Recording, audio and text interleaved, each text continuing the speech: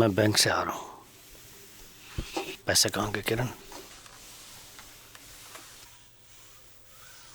जवाब दो, क्या किया पैसों का? मैं खर्च किया। वो पैसे मेरे थे, तेरे बाप के नहीं। खर्च किया food for your sons.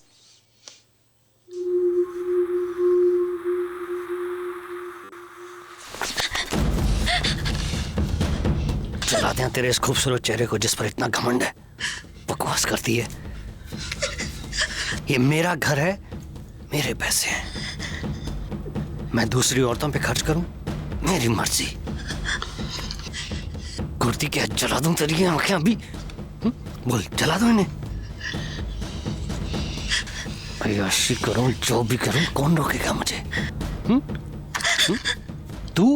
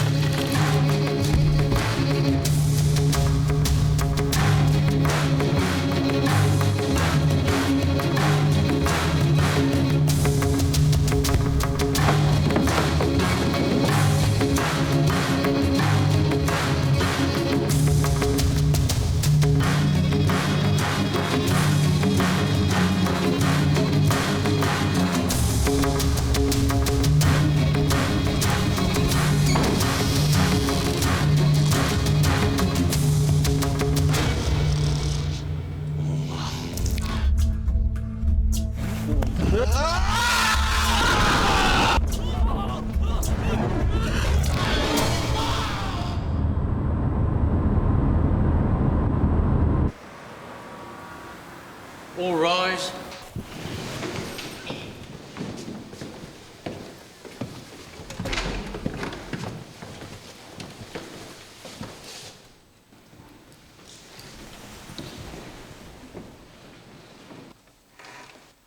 Council, क्या आप कार्रवाई शुरू करने के लिए तैयार हैं? जी हाँ my Lord.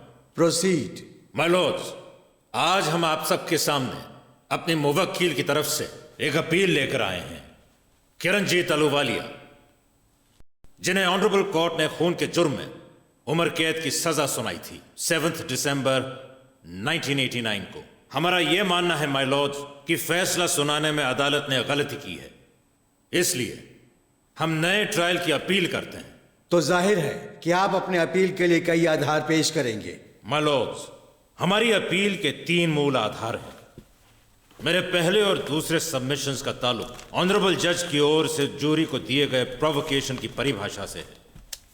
Regina versus Duffy के केस में प्रोवोकेशन अल्फाज के मतलब को इस कोर्ट ने मंजूरी दी थी, और वो है provocation is some act or series of acts which would cause in any reasonable person a sudden and temporary loss of self-control, rendering the accused so subject to passion as to make him or her, for the moment, not master of his or her own mind. My lord, मैं अदालत को याद दिला दूं, honourable जज ने मौजूदा case के सुनवाई में भी जूरी को हिदायत देते वक्त इन्हीं अल्फाजों को हूबहू दोहराया था। यस माय लॉर्ड, ये सच है। बहरहाल मेरा यह कहना है कि डफी के केस को मिसाल बनाकर ऑनरेबल जज से अगर साफ साफ कहूं तो गलती हुई। सोच समझकर कहिए कौंसिल। माफ कीजिएगा माय लॉर्ड, इरादा कोर्ट का तौहीन करना नहीं था। बहरहाल जूरी को सबमिशन देते वक्त ऑनरेबल जज ने कोर्ट को यह बताया था कि जिस वक्त मृतक के हाथों मेरे मुवक्किल पर अत्याचार हुआ और उसके बाद वो जुर्म जिसके लिए उसे सजा दी गई, इन दोनों घटनाओं के बीच 2 घंटे का वक्त था, जिसे कूलिंग ऑफ पीरियड कहा जाता है, जिसे प्रोवोकेशन नहीं माना जाएगा। दूसरी ओर my lord, homicide act of 1957 में लिखा है, where there is evidence on which the jury can find the defendant was provoked to lose his self-control. The question of whether it was enough to make a reasonable person do as they did shall be left to the jury. बहस में यह भी कहा जा सकता है my Lord कि honourable जज की राय में किसी को सोते में जिंदा जला देना एक संतुलित या समझदार इंसान के लिए सही नहीं हो सकता। सही माय लॉर्ड? किसके लिए? आपके लिए? मेरे लिए?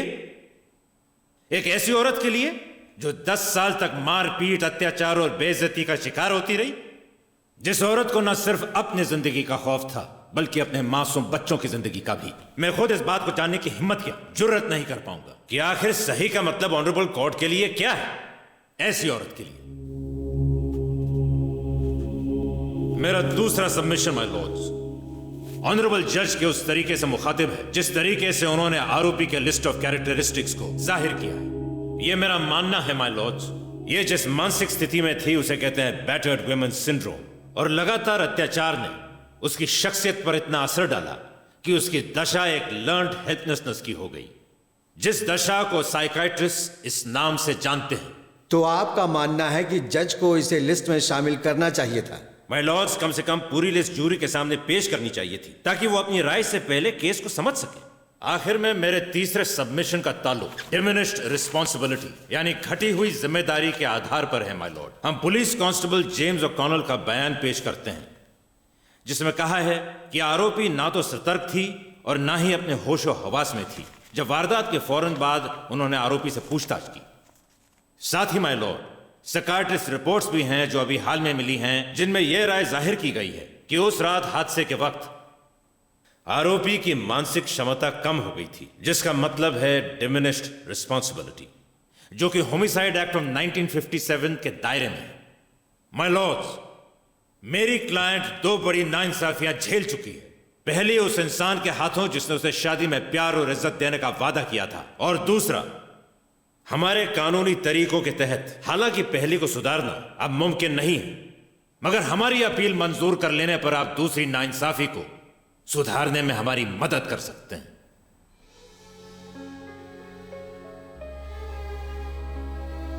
हम इन दलीलों पर आज रात गौर करेंगे। अदालत कल सुबह के 10:30 बजे तक मुलतवी की जाती है।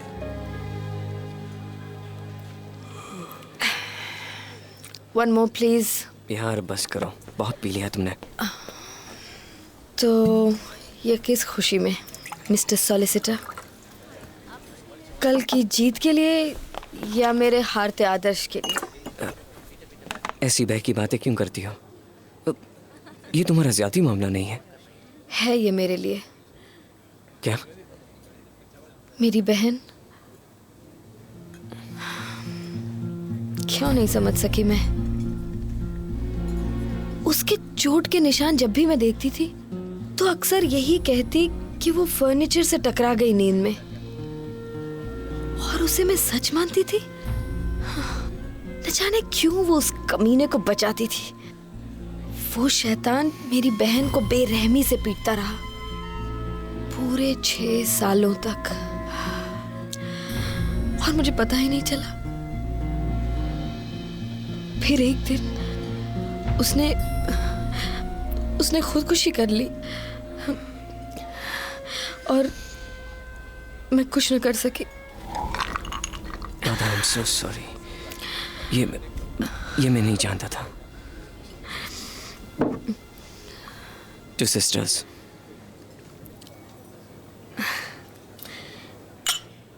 Two sisters.